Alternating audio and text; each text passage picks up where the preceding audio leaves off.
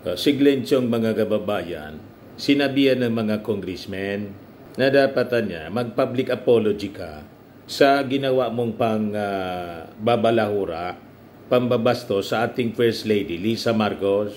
May sagot siya po. Ang layo man po sa Ang layo sa topic. Ito yung post niya. Hinamon pa si Representatives Garin, Pimentel, Barbers at Goles. Mag-public hearing tayo anya sa mga nilalaman ng sworn statement ko. Kapag natalo ako, number 1, hihingi ako ng patawad kina Lisa at BBM. Luluhod ako sa harap ni Lisa at BBM. Iparada nila ako sa buong Metro Manila o bansa upang hiyain. Isurrender ko ang lisensya ko bilang abogado. Pero kung matalo ko sila, mag-resign si BBM.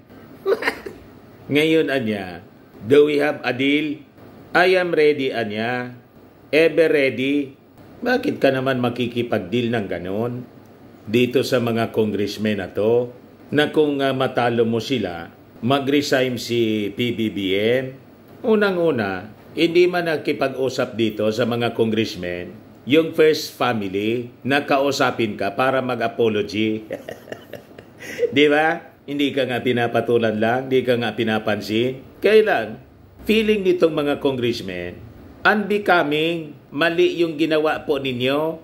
Isa kang abogado, lalaki ka na tao, at least sa aking paniwala. Although yung iba, may pasaring, lalo na si Garin, na imbis daw na sampalan, kurutan na lang.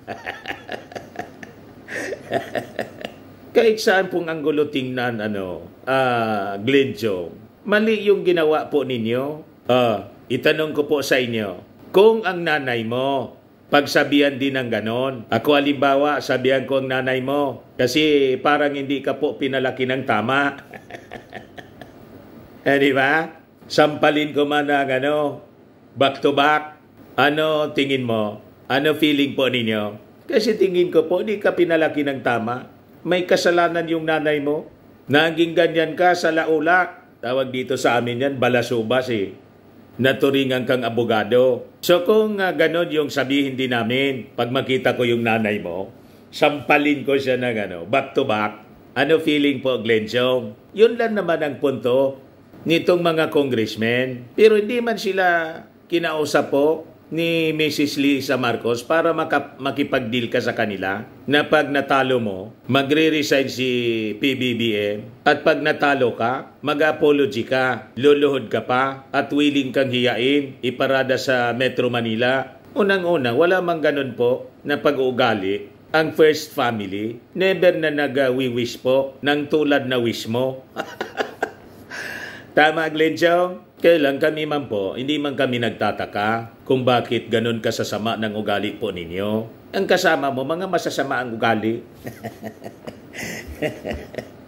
Pinagtatanggol ninyo dyan sa sa liwasang Bonifacio during the prayer rally, ang tawag ng mga totoong believers ng ating Panginoong Hesukristo, false teacher, bulaang propeta. Kaya hindi man kami magtataka kung bakit ganon yung mga pag-uugali ninyo. Kasi ang teacher na totoo, teacher of the Bible, malayong magkakaroon ng mga taong nakapaligid na tulad ninyo, masasama ang ugali. Tama? Ngayon kasi mga kababayan, lalong dumarami yung nananawagan na mag-public apology siya na mga congressmen natin. Ang latest ngayon po, si Congressman Quezon Congressman Suarez po. Ayan po siya mga kababayan. Pakinggan natin po yung kanyang sinabi sa papresko niya. Kuha ito ng Manila Bulletin. I mean, he should. He should. I mean, without a doubt, Anya, the words that he uttered against our First Lady are totally uncalled for. He should. So, I don't only demand it, but I think out of common courtesy and basic human nature, I think he should. As a matter of fact, stricto nga tayo dyan because meron tayong batas laban sa kaharasan against women and children. Hindi po sila sinasampal, minamahal po sila. I may not be in a position to demand an apology because hindi naman ako yung alluded to. But I think in behalf of all the women that we love, I think all of us should demand an apology from this person. Because never should it be acceptable in furtherance of political rhetoric to allude to violence against women. Lahat naman tayo, may nanay, we have sisters, some of us have daughters.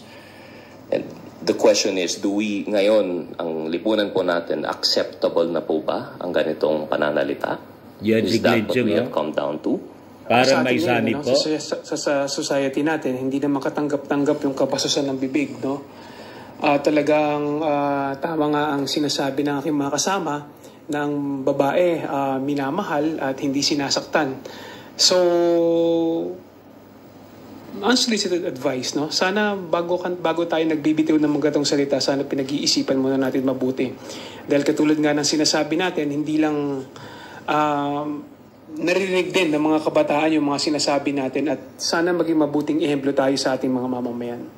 So yun mga kababayan, yung sabi ng ating mga buting congressman, masamang alimbawa, lalo siya isang abogado mga kababayan. Di ba? Kung gawin man sa kanya, sa kanyang nanay, sa kanyang kapatid, may mag-threaten, mag-disrespect sa kanyang minamahal na nanay at sabihin, pag nakita ko yung nanay mo, iwan ko lang, sasampalin ko yan